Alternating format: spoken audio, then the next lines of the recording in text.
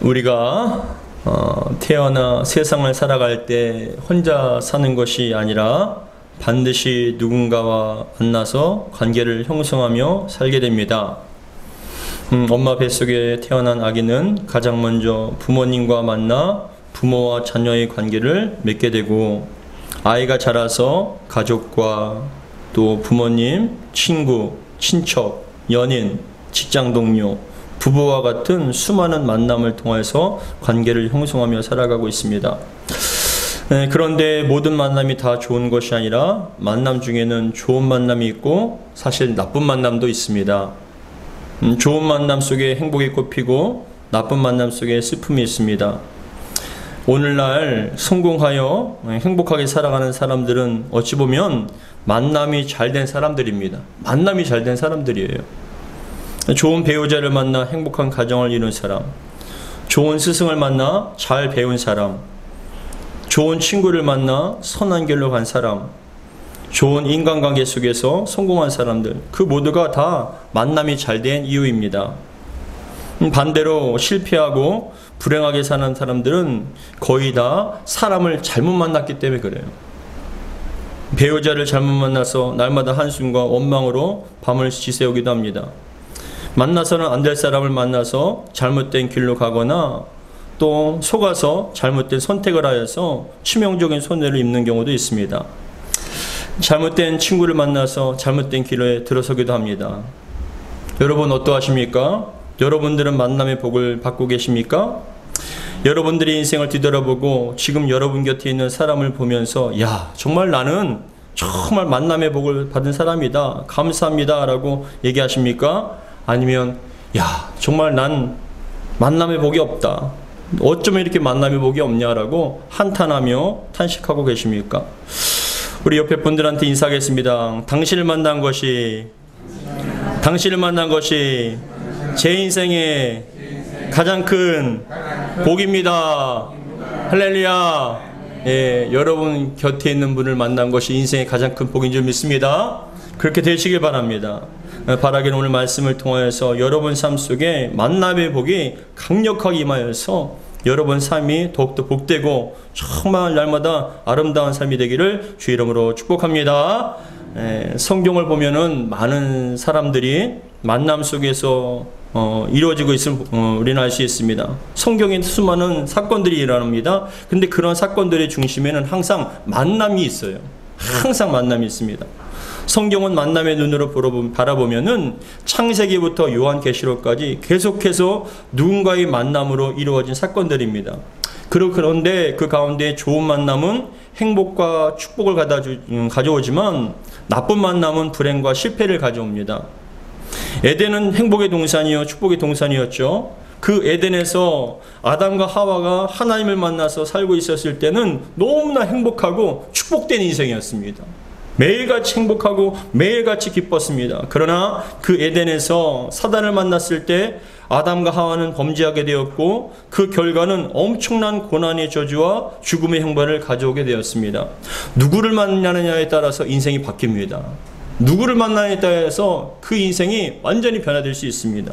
좋은 만남이 성공과 축복의 길로 인도받을 수 있지만 잘못된 만남은 실패와 저주의 길로 우리를 이끌 수 있음을 보여주는 대표적인 사건입니다. 여러분, 성경에 나오는 삼손은 어떻습니까? 아름다운 드릴라를 만나서 사랑에 빠지지만 그 드릴라로 말미암아서 죽음과 파멸로 끝을 맺게 됩니다. 하지만 다윗은 사무엘을 만나서 하나님의 크신 사명과 복받은 사람이 됩니다. 하나님께 사랑받고 이스라엘 역사상 가장 위대하고 존경받는 그런 큰 왕으로 세움을 받게 됩니다. 그러나 그 위대한 다윗도, 하나님께서 사랑하신 그 다윗도 밧세바라는 여인을 만나서 인생에 씻을 수 없는 죄를 범하여서 징계를 받게 됩니다. 이처럼 똑같은 사람도 누구를 만나냐에 따라서 인생이 바뀌어지게 됩니다. 다시 한번 축복합니다. 여러분 인생에 만남의 복이 있길 바랍니다. 만남의 축복을 통하여서 여러분 인생이 정말 복되고 아름다워지길 바랍니다. 그런데 인생에 만나면은 세 가지 종류의 사람과의 만남이 있다라고 얘기합니다. 세 가지 종류의 사람과의 만남이 있는데 누가복음 10장에 보시면은 예수님께서 한 비유의 말씀을 하시면서 우리가 어떤 사람을 만나는 것이 복된 인생인지를 말씀해 주고 있습니다. 한 사람이 예루살렘에서 여리고로 내려가다가 세 종류의 사람을 만나게 됩니다. 근데 이것은 어쩌면 우리 인생과 같아요. 이 세 가지의 종류의 사람을 만남에 따라서 그 인생의 결과가 달라지는데, 첫 번째 사람은 어떤 사람이냐? 꼭 만나서는 안 될 사람이에요. 만나서는 절대로 안 되는 사람이 나옵니다. 바로 강도와 같은 사람입니다. 앞에 보시면 누가복음 10장 30절에는 다음과 같이 말씀합니다. 우리 같이 읽겠습니다. 시작. 예수께서 대답하여 이르시되 어떤 사람이 예루살렘에서 여리고로 내려가다가 강도를 만남에 강도들이 그 옷을 벗기고 때려 거의 죽은 것을 버리고 갔더라라고 말씀합니다. 우리의 인생 가운데 강도와 같은 사람을 만나서는 절대로 안 됩니다. 이것은 육신적인 얘기를 하는 게 아니에요. 이 강도와 같은 사람을 만나면 자신들의 욕심을 위해서 우리에게 피해를 준다는 거예요. 이용해 먹어요. 우리를 여러분 삶을 황폐하게 만들고 무너뜨려버리는 그런 사람을 만나서는 우리가 강도를 만난 사람과 같이 모든 것이 무너지게 된다는 것이죠. 두 번째로 만나는 사람은 바로 만나나 마나한 사람이에요. 만나서는 절대로 안 되는 사람이 있고 만나도 만나나 마나한 그런 사람이 있어요. 바로 제사장과 레위인과 같은 사람입니다. 누가복음 10장 31절에서 32절 같이 읽겠습니다. 시작. 마침 한 제사장이 그 길로 내려가다가 그를 보고 피하여 지나가고 또 이와 같이 한 레위인도 그곳에 이르러 그를 보고 피하여 지나가되, 어떤 사람입니까? 보고 피하여 지나가는 사람. 그냥 지나가는 사람이에요. 여러분 봐보세요. 우리에게 어떤 삶에 큰 고통이 있습니다. 그런데 그걸 보고 아무렇지도 않게 그냥 지나가는 사람들이 있어요. 평상시에는 우리가 좋을 때는 여러분 우리의 혀 속에 사탕과 같이 정말 달콤한 말로써 야, 넌 끝까지 함께 할 거야. 내가 널 지켜줄 거야. 다른 사람 떠나도 난 절대로 널 떠나지 않아. 내가 너의 보호자가 될 거야 라고 그렇게 얘기했던 친구들과 사람들이요, 막상 어려움을 겪게 되면은, 죽음의 그런 고통을 겪게 되면은 사람들이 다 떠나는 거예요. 왜요? 자기에게 피해가 올까봐. 이런 사람들은 있으나 마나한 사람들이라는 거예요. 여러분 주변에 사실은 이런 사람이 많을 수도 있어요. 근데 여러분 분별하시기 바랍니다. 근데 세 번째, 어떤 사람이 있냐면 바로 꼭 만나야 할 사람. 꼭 만나야 할 사람이 있어요. 바로 선한 사마리아인과 같은 사람입니다. 우리 누가복음 10장 33절에서 35절 말씀 같이 읽겠습니다. 시작. 어떤 사마리아 사람은 여행 중 거기에 이르러 그를 보고 불쌍히 여겨 가까이 가서 기름과 포도주를 그 상처에 붓고 싸매고 자기 짐승에 태워 주막으로 데리고 가서 돌보아 주니라. 이튿날 그가 주막 주인에게 데나리온 2를 내어주며 이르되 이 사람을 돌보아 주라. 비용이 더 들면 내가 돌아올 때에 갚으리라 하였으니. 아멘. 이런 사람은요, 자기에게 손해를 생각하는 게 아니에요. 어떤 유익을 구하는 사람이 아니에요. 그 사람을 그냥 보호해주고 싶고 그런 어떤 선한 마음이 있는 사람들입니다. 여러분, 이러한 선한 사마리아인과 같은 친구가 있다면 얼마나 좋을까요? 이런 선한 사마리아와 같은 신앙의 동역자가 있으면 얼마나 좋을까요? 우리가 살다가 낙심하며 좌절할 때가 있습니다. 슬퍼하며 정말 고통을 받을 때가 있습니다. 근데 레위인과 같이 제사장과 같은 사람들은 그냥 지나가는 사람들이에요. 보나마난 사람들이에요. 근데 이런 선한 사마리아 사람 같은 사람들은 전화합니다. 기도합니다. 그리고 관심을 가지면 어떻게 했으면 좋겠냐? 어떻게 했으면 좋겠냐라고 내 일처럼 여기며 어떠한 이익을 구하는 게 아니에요. 그 사람이 힘들 때 눈물로 같이 눈물 흘려주고 같이 아파해주며 같이 이끌어주는 그런 선한 사마리아 같은 사람이 많을수록 인생이 정말 보람되고 성공한 인생이라고 생각할 수 있습니다. 사랑하는 성도 여러분, 여러분 주위에 이런 선한 사마리아인과 같은 사람이 많기를 주의 이름으로 축복합니다. 힘들 때 도와주고 관심을 가져주고 붙잡아주고 내일과 같이 여기며 같이 눈물 흘려주고 좀 잘되면 너무너무 행복하게 잘됐다라고 기뻐해주는 그런 사람. 근데 그런 사람을 필요로 할 뿐만 아니라 여러분들이 그런 사람 되기 바랍니다. 여러분들이 그런 사람이 되면은 주변이 더욱더 아름다워질 것입니다. 영국의 한 시골에서 부잣집 소년이 연못에 빠져서 거의 죽게 되었을 때가 있습니다. 근데 그 부잣집 소년이 연못에 빠져서 죽어가는데 가난한 집의 소년이 수영을 잘해서 그 소년을 구해준 거예요. 부잣집 소년을. 그 후에 둘은 친한 친구가 됐습니다. 뭐 부자건 가난하건 상관없이 둘은 친구가 되었는데 어느 날 실합니다. 그 부잣집 소년이 그 친구의 가난한 친구에게 얘기하라는 거예요. 야, 친구야, 너 소원이 뭐냐? 내가 들어줄 테니까 한번 소원을 얘기해봐 라고 얘기하니까 이 가난한 친구가 얘기합니다. 내 소원은, 내 꿈은 런던에서 의학 공부를 하는 거야. 의학 공부를 하고 싶어 라고 그렇게 얘기했습니다.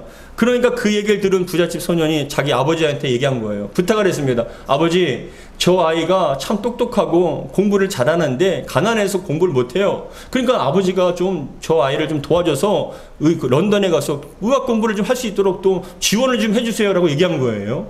그래서 이 아버지가 그 아들의 얘기를 여러분 부탁을 듣고 그 가난한 소년을 런던에 있는 대학교에 보내서 의학 공부를 진짜로 하게 해준 거예요.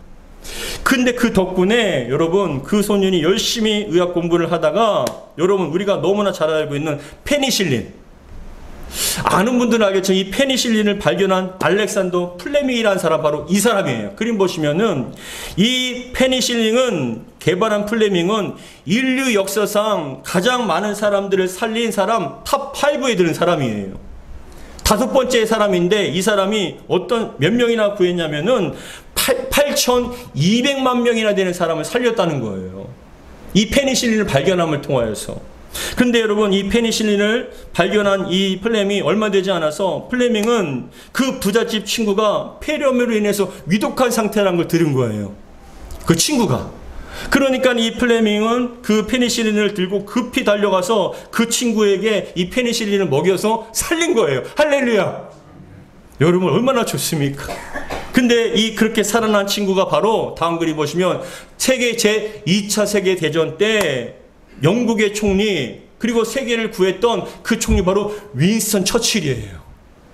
야, 얼마나 감사합니까? 이 페니실린을 여러분 공부하게, 이 플레밍을 공부하게 해준 게 바로 이 처칠이라는 거예요. 어렸을 때 그 만남을 통하여, 인연을 통하여서 공부하게 해줬고, 그 공부했던 그 사람은, 청년은 나중에 페니실린이라는 위대한 약을 개발함을 통하여 수많은 사람을 살렸을 뿐만이 아니라 죽어가는 그 친구 처칠을 구해서 처칠이 세계를 구할 수 있게끔 만들어준 거예요.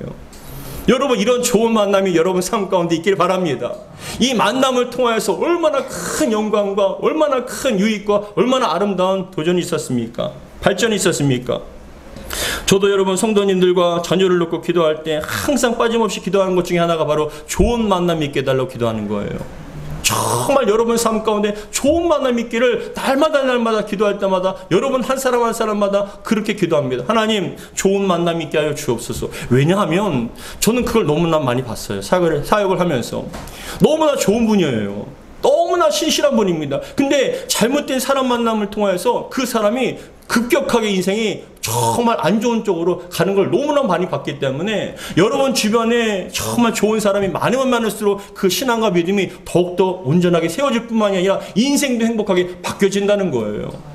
그래서 날마다 기도합니다. 여러분 인생에 좋은 만남이 있길 바랍니다. 더 나아가 우리 자녀를 위해서 기도할 때도 그럽니다. 하나님, 정말 좋은 만남 있게 하여 주옵소서. 만남의 복을 허락하여 주옵소서. 좋은 선생님 만나게 하시고 선한 영향력을 받을 수 있는 좋은 친구를 만나게 해 주옵소서. 그리고 교회 다니는 믿음의 친구도 만나서 신앙과 믿음이 더욱더 성장하고 세워질 수 있는 그런 좋은 만남 있게 해달라고 날마다 기도합니다. 사랑하는 성도 여러분, 주변에 아무리 많은 사람이 있으면 뭐합니까? 아무리 친한 척을 하고 가까운 척을 해도 막상 내가 어렵거나 힘들었다면, 다 외면하고 떠나버린다면, 아무리 주변에 많은 사람이 있어도 그건 사실 실패한 인생과 같다라는 거예요. 나를 누구보다 위해주는 척하지만 나를 이용해 먹는 사람이 있습니다. 나에게 친절하게 대해주지만 그 속에는 다른 꿍꿍이가 있는 사람도 있습니다. 그랬을 때 여러분, 그러한 사람들을 만났을 때 얼마나 그 인생이 힘들고 배신감을 느끼고 상처를 받겠습니까? 그렇기 때문에 우리는 특별히 만남의 복을 달라고 기도해야 될 줄 믿으시기 바랍니다. 여러분 삶 속에 정말 만남의 복이 있게 바랍니다. 그러다면 성도 여러분, 우리는 좋은 만남을 가져야 합니다. 그래서 좋은 식구가 우리 가정에 들어와야 합니다. 창세기 30장에 보시면 라반이라는 사람이 있는데 참 평범하게 사는 사람이에요. 부유하지도 않고 그렇다고 해서 너무 가난하지도 않지만 그냥 평범한 그저 생활하는 사람이 있었는데, 그가 사위 누구냐 하면 바로 야곱을 사위로 만난 거예요. 사위로 드렸어요. 그러니까 그 야곱이 얼마나 열심히 일하고 하나님의 축복을 받았는지 그 야곱을 통해서 라반이 가족이 확 일어난 거예요. 너무나 부유하게 된 겁니다. 구약의 룻기를 보시면 나오미란 여인은 남편을 잃었어요. 그리고 그 아들들이 있는데 아들들이 다 죽었어요. 남은 건 나오미와 두 며느리입니다. 근데 여러분, 그 며느리 중에 룻을 며느리로 삼아서 그 룻을 통하여서 나오미의 가정이 이루어졌어요. 보아스를 만나서 여러분, 하나님의 큰 복을 받게 된다는 것이에요. 우리의 사업도 마찬가지 아닙니까? 좋은 직원과 좋은 사람을 만나면 그 사업의 성패가 완전히 달라질 수가 있습니다. 그러나 더러는 우리의 인생을 살아가면서 좋은 부모를 만나지 못할 수도 있습니다. 그리고 좋은 친구와 사귀지 못할 수도 있어요. 좋은 이웃을 만나지 못해서 날마다 어려움을 당할 수도 있습니다. 그렇다고 해서 우리 인생이 절대로 실패한 것은 아니에요. 왜냐하면 우리는 세상의 어떤 만남보다 더 소중하고 중요한 만남이 있기 때문에 그렇습니다. 바로 예수 그리스도의 만남인 줄 믿습니다. 아무리 사람들을 잘 만난다 할지라도, 아무리 어려운 여러분 사람을 못 만난다 할지라도, 인생의 가장 축복된 만남, 가장 중요한 만남, 가장 큰 만남 뭐냐? 예수 그리스도를 만나는 것인 줄 믿으시기 바랍니다. 예수님 만남을 통하여 우리가 구원받습니다. 예수님의 만남을 통해서 우리가 천국의 시민권자가 되었습니다. 예수님의 만남을 통하여 우리가 정말 주님과 함께 모든 은혜를 받게 됩니다. 여러분, 어떤 것보다 좋은 사람도 만나야 되지만 바로 예수 그리스도를 만나기를 주 이름으로 축복합니다.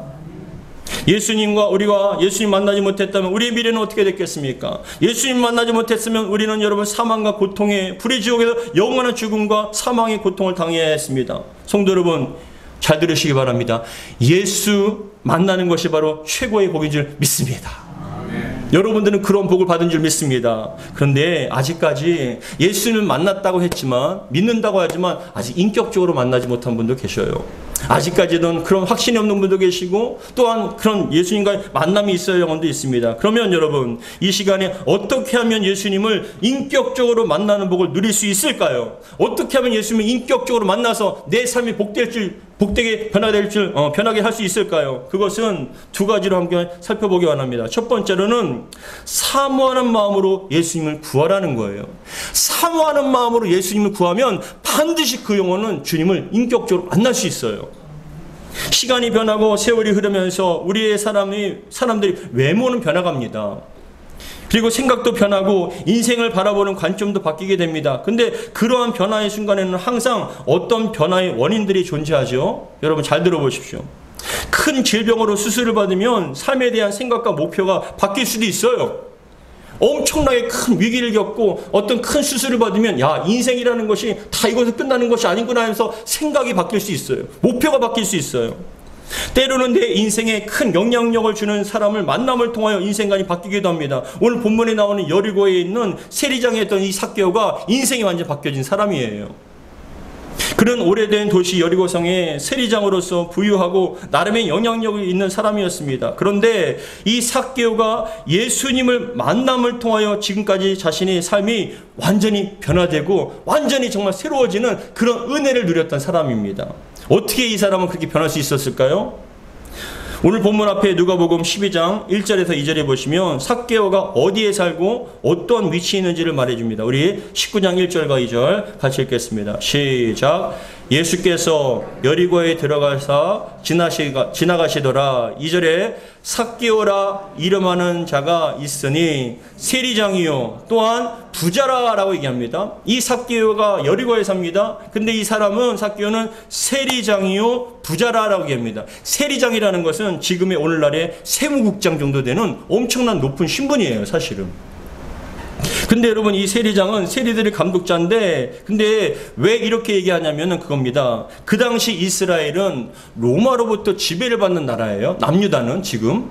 근데 이 남유다는 로마로부터 지배를 받는 나라인데 이 로마가 세금을 매기는 거예요. 나라마다. 근데 이 이스라엘에게 세금을 매길 때 세금이 잘 안 고쳐지는 거예요. 반발심이 강해서. 그래서 어떠한 수단을 하냐면은 바로 그 나라의 사람이 바로 사람들을 세리로 세워서 세금을 걷게 하는 거예요. 여기서 중요한 건 그겁니다. 로마로부터 파송한 사람들은 그 사람들이 돈 없다면 그냥 거둘 방법이 없어요. 근데 같은 민족인 사람을 구하면요, 야, 너 집에 여기에 숨겨놨자라고 다 찾을 수 있다는 거예요. 그래서 같은 이스라엘 백성들을 여러분 세리로 삼아서 돈을 걷게 하는데 이 2절에 나오는 세리장이라는 것은 그 세리들을 다 관리하는 사람이에요. 높은 지위입니다. 근데 이 세리들은 어떻게 했냐면은 로마로부터 그 당시에 어떻게 했냐면 로마로부터 100만 원의 세금을 내야 된다고 생각해 보면 100만 원의 세금을 내는데 이 세리들은요 사람들한테 150만 원을 걷는 거예요. 로마 정부로부터 100만 원의 세금을 내면 되는데 이 세리들은 150만 원을 뜯는 거예요. 그래서 어떻게 하냐, 100만 원은 로마로부터 정부에게 세금을 주고 50만 원은 자기가 갖는 거예요. 근데 로마는 정부는 이러한 것들을 알고 있었어요. 근데 아무런 상관없이 그냥 세금만 잘 걷어서 내면 된다라는 신고로 그들이 어떤 비를 치래도 그거에 대해서 상관이 없는 그런 상황이었던 거죠. 근데 여러분, 같은 민족이 그렇게 150만 원을 걷어서 100만 원은 로마 정부로부터 50만 원은 자기 주머니를 자꾸만 부여하게 만드는데 같은 민족 이스라엘 백성들이 세리를 바라봤을 때는 어떻습니까? 매국노와 같은 거예요. 같은 민족이 피를 빨아먹는, 힘들어서 죽겠고 어려워서 죽겠는데 세금을 어떻게든지 과도하게 걷어서 그 사람들의 어떤 피눈물을 갖다가 삶을 엉망으로 만들어버리면서도 전혀 죄책감을 갖지 않는 그 사람들을 세리를 향해서 죄인이다라고 얘기하면서 너희들은 유대인이지만 할례를 받았지만 너희들은 아브라함의 후손도 아니고 절대로 하나님 나라에 구원받지 못하는 지옥의 땔감들이라고 손가락질을 했던 사람들이 바로 세리예요. 그 중에 삭개오는 세리를 관리하는 세리장이니까 더 높은 사람, 더 악질적인 사람이란 인식이 있었던 것이죠. 그러한 상황 가운데 이 삭개오가 얘기합니다. 2절에 보시면 삭개오라 이름하는 자가 있으니 세리장이요 또한 부자라. 부자일 수밖에 없죠. 돈을 그렇게 많이 모으니까는. 근데 중요한 것은 3절에 보시면 이 삭개오가 예수님을 만나고 싶어 하는 거예요. 우리 3절 같이 읽겠습니다. 시작. 그가 예수께서 어떠한 사람인가 하여 보고자 하되 키가 작고 사람이 많아 할 수 없어. 여러분, 아무것도 부족함이 없는 이 세리가 삭개오가 왜 예수님 보고 싶었을까요? 그게 바로 영적인 존재이기 때문에 그래요. 우리의 삶에 모든 것이 다 갖추어졌음에도 불구하고 우리는 하나님 만나야 될 줄 믿으시기 바랍니다.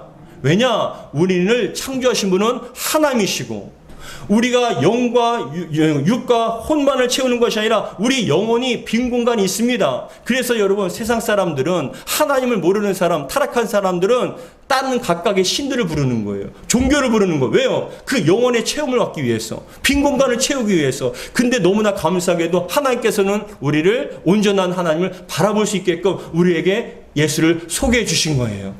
여러분, 어떤 사람이든지 다 신을 찾게 되어 있습니다. 여러분, 난 자신은 무신론자라고요? 아니요. 어려움을 겪어보세요. 어떤 신이든지 신을 불러요. 왜냐? 우리는 신을 만나야 존재라는 거예요. 근데 우리는 그냥 엉뚱한 신, 사단이 만들어낸, 사람이 만들어낸 신이 아니라 우리를 창조하신 하나님을 만났을 때 우리는 진정한 기쁨이 있을 수 있다는 것이죠. 여러분들에게 이런 은혜가 있는 줄 믿습니다. 아쉬울 것이 없는 삭개오였지만 이 땅에 메시아로 오신 예수님, 그리고 직전에 맹인을 고쳐주신 능력의 예수님을 너무나 보고 싶었던 거예요. 그래서 여러분, 진실한 간절한 마음으로 여러분 그 예수님을 보기 위해서 달려갔습니다. 근데 4절에 보시면, 우리 4절 같이 읽겠습니다. 시작. 앞으로 달려가 보니 보기 위해 돌무화과 나무가 올라가니 이는 예수께서 그리로 지나가기에 되밀어라 얘기합니다. 근데 왜 돌무화과 나무로 올라가느냐 하면 3절에 보시면 키가 작고 사람이 많아서라고 얘기합니다. 이 사람이 키가 작아요. 그래서 키가 크면 그냥 사람들이 그렇게 많아도 그냥 겉에서 이렇게 볼 텐데 키가 작으니까 여러분, 사람이 많아서 볼 수 없으니까 나무 위로 올라간 거예요. 여러분, 신앙에는, 잘 들으십시오, 신앙에는 간절함과 진실함이 반드시 있어야 될 줄 믿습니다. 신앙생활할 때 신앙에 그 간절함과 그 진실함을 인해서 삶이 변화가 될 수 있습니다. 누가복음 18장에 보시면은 불의한 재판장이 나와요. 그리고 가난한 과부가 나옵니다. 이 불의한 재판장은 하나님을 두려워하지 않고 사람들 무시해요. 돈 있는 사람은 여러분 존귀하게 여기지만 돈 없는 사람들은 무시하는 사람입니다. 근데 한 과부가, 돈 없는 과부가 이 불의한 재판장을 향해서 날마다 부르짖는 거예요. 간절한 마음을 부르짖어요. 자신의 원한을 풀어달라는 거죠. 억울한 일을 당했다는 거예요. 근데 여러분, 그게 하루 이틀이 아니라 매일같이 계속되니까 불의한 재판장이 뭐라고 얘기하냐면, 내가 하나님을 두려워하지 않고 사람들을 무시하지만 이 과부의 그 원한을 풀어주지 않으면 날마다 나에게 와서 귀찮게 하니 내가 그 원한을 풀어주리라 라고 말씀합니다. 그랬을 때 예수님께 말씀하십니다. 하물며 그러한 불의한 재판장도 간절함이 있는 사람에게 원한을 풀어주는데 하물며 너희 아버지일까 보냐라고 말씀합니다. 여러분, 신앙생활에 간절함이 있으면 반드시 만나주시고 만나면 변화되게 될 줄 믿습니다. 그래서 누가복음 18장 6절에서 7절에 보시면 같이 읽겠습니다. 시작. 주께서 또 이르시되 불의한 재판장이 말한 것을 들으라. 하물며 하나님께서 그 밤낮 부르짖는 택하신 자들의 원한을 풀어주지 아니하시겠느냐. 그들에게 오래 참으시겠느냐라고 말씀합니다. 반드시 간절함 있는 영혼에게 주님께서 만나 주실 줄 믿습니다. 여러분들이 정말 간절한 마음으로, 정말 진실한 마음으로 간절하게 하나님을 구하고 찾으면 반드시 주님께서는 여러분들 만나 주실 줄 믿습니다.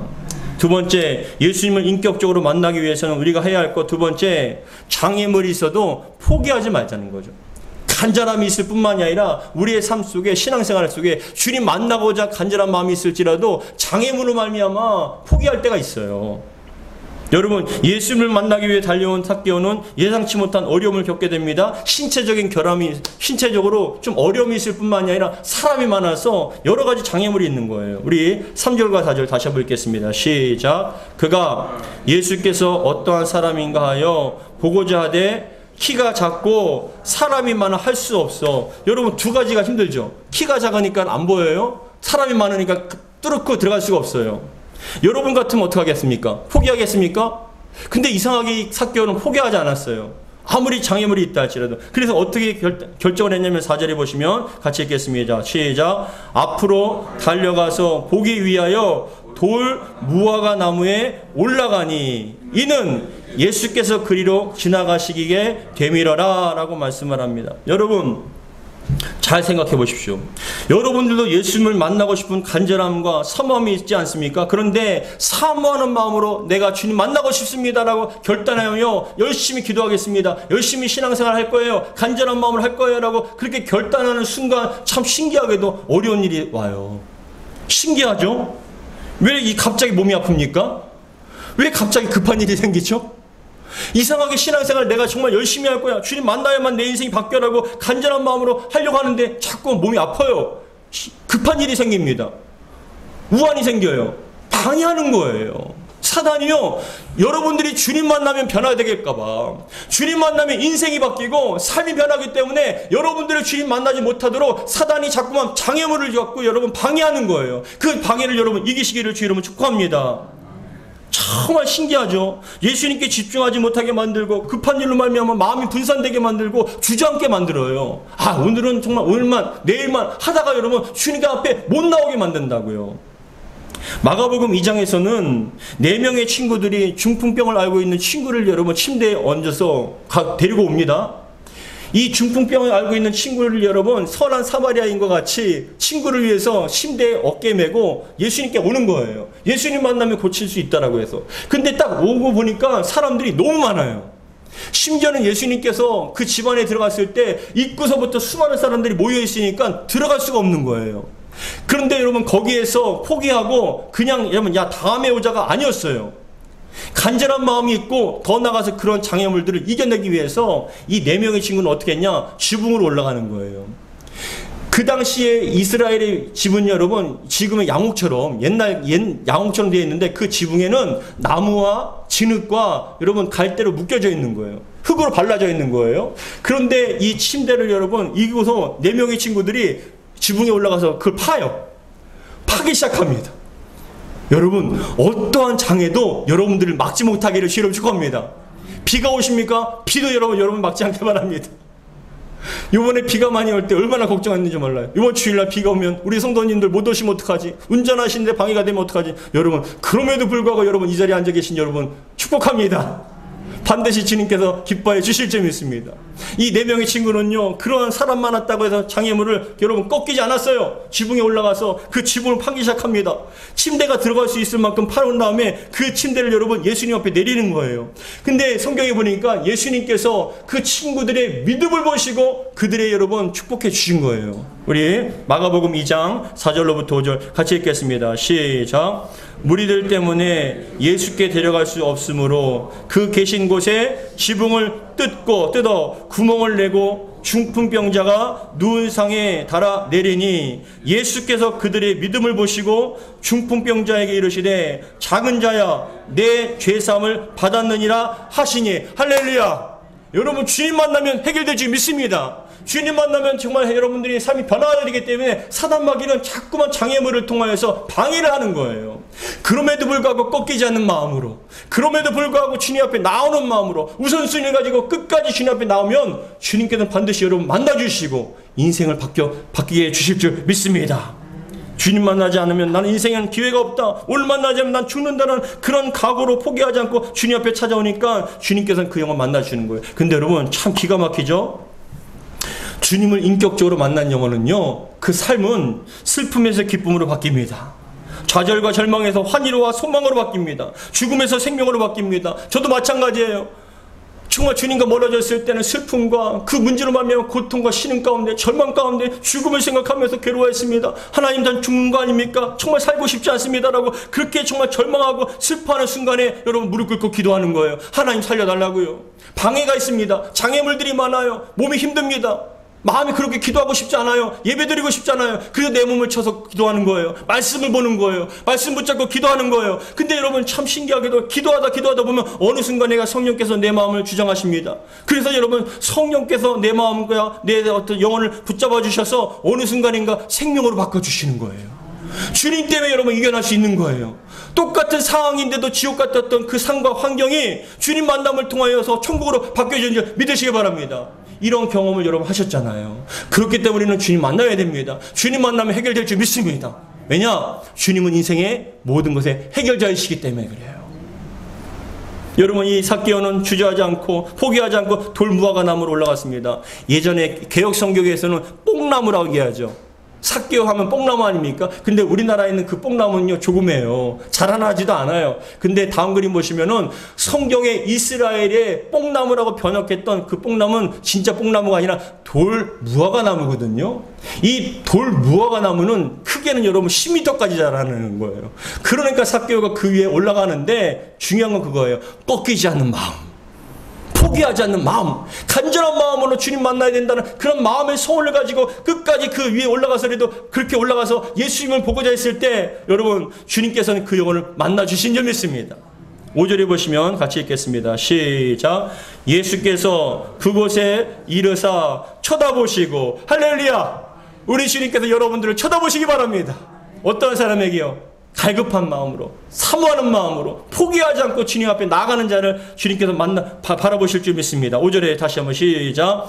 예수께서 그곳에 이르사 쳐다보시고 이르시되 삭개오야 속히 내려오라. 내가 오늘 내 집에 유하여야 하겠다 하시니. 할렐루야. 유하여야 하겠다. 이 하겠다라는 것은 여러분, 예수님의 의지와 강제성이 담겨 있어요. 내가 너희 집에 유하여야 하겠다. 이런 것은, 이 말은 하겠다라는 것, 예수님의 강한 의지와 강제성이 담겨 있다고요. 예수님이 이 말씀을 삭개오를 위해서 예수님께서 구원의 결단을 여러분 내리신 것을 여러분 믿으시기 바랍니다. 예수님을 간절히 찾고 만나기 원하는 삭개오를 예수님은 만나 주셨을 뿐만이 아니라 그 사람이 구원받은 사람이라고 선포해 주시는 거예요. 앞에 말씀을 드렸죠. 이 세리들은 죄인들이고 지옥의 땔감들이고 천국에 가지 못하는, 구원받지 못한 존재라고 그렇게 사람들이 생각했는데, 삭개오가 예수님 만나고 예수님께 그 가정에 들어가니까 여러분 뭐라고 말씀하십니까? 선포하십니까? 내가 구원을 받은 사람이다. 할렐루야. 여러분, 그래도 우리 6절 같이 한번 읽겠습니다. 시작. 급히 내려와 즐거워하며 영접하거늘. 이러면 이 삭개오는 단순히 육신적으로 예수님을 영접한 것뿐만 아니라 마음에 여러분 예수님을 영접하신 거예요. 마음에 예수님을 진정한 주인으로서, 정말 참된 구주로서 영접하고 나니까 삶이 변화가 됐습니다. 삭개오의 인식이 변화됐습니다. 그래서 여러분 7절에 보시면 같이 읽겠습니다. 시작. 무사람이 보고 수군거려 이르되 저가 죄인의 집에 유하여 들어갔도다 하더라. 8절 시작. 삭개오가 서서 주께 여짜오되 주여 보시옵소서. 내 소유의 절반을 가난한 자들에게 주겠사오며 만일 누구의 것을 속여서 빼앗은 일이 있으면 갑절이 나 갚겠나이다 라고 얘기합니다. 갑절이 나 갚겠나이다. 지금까지 세리장으로서 돈에 관심이 있었던 삭개오의 마음 중심에 예수님이 들어오자 그의 관심을 돈을 모으는 것이 아니라 돈을 어떻게 쓰는가에 관심이 생긴 거예요. 예수님으로 인하여서 관심이 변한 삭개오는 그 삶이 변화가 왔습니다. 모으는 삶에서 베푸는 삶으로 바뀌어진 거예요. 할렐루야. 여러분 인생이 변화되기를 주의 이름으로 축복합니다. 주님 만나면 주님께서 여러분 가운데 인격적으로 여러분 중심에 거하시게 되면 반드시 인격이 변화되고 삶이 변화되고 가치가 변화되어서 새로운 인생을 살게 주실 줄 믿습니다. 예수님과의 진정한 만남은 이와 같이 삶의 변화를 가져옵니다. 예수님을 만나니 인격이 바뀌고 인생의 가치관이 바뀝니다. 목적과 이유도 바뀝니다. 내가 정말 가지고 쓰는 것에 오직 나에만 관심이 있던 사람이 이제는 베푸는 삶으로 바뀌고 주변을 살펴보게 되고 주님의 나라를 위해서 희생하는 아름다운 삶으로 바뀌어지게 됩니다. 주님께서는 그 삶을 복되게 해주실 줄 믿습니다. 주님께서 인생의 결산을 맞았을 때 그 인생을 잘했다 충성된 종아라고 기뻐하시며 정말 맞아주실 줄 믿습니다. 그래서 우리 9절과 10절 마지막으로 읽고 마치겠습니다. 시작. 예수께서 이르시되 오늘 구원이 이 집에 이르렀으니 이 사람도 아브라함의 자손이로다. 할렐루야.